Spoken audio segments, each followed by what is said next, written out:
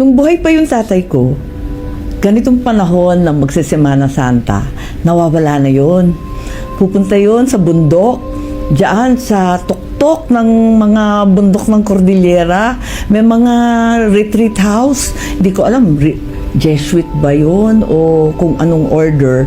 Pagkatapos magre-retreat yun, mawawala ng 1 linggo.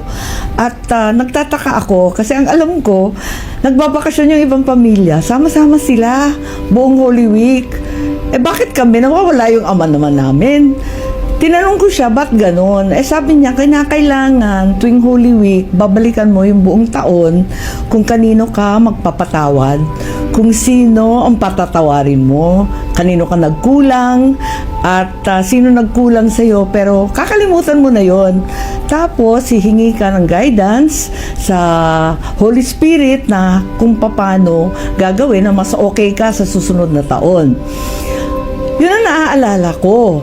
At sinabi rin niya sa akin, kahit bata pa ako, isipin mo rin, who do you have to forgive? Who do you have to ask forgiveness from? Kasi Holy Week. At yun daw ang dapat iniisip lagi.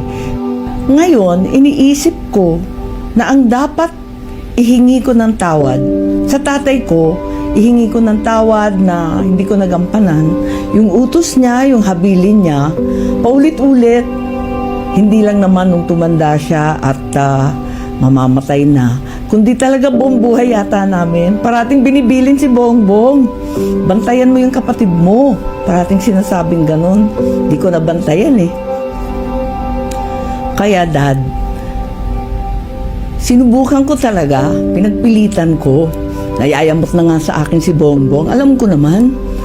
Pero hindi ko talaga kinaya, maraming humaharang, maraming nagbabawal, maraming naninira.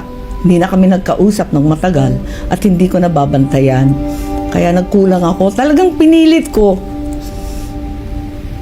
Kaya humihingi ako ng tawad, hindi ko kinaya eh.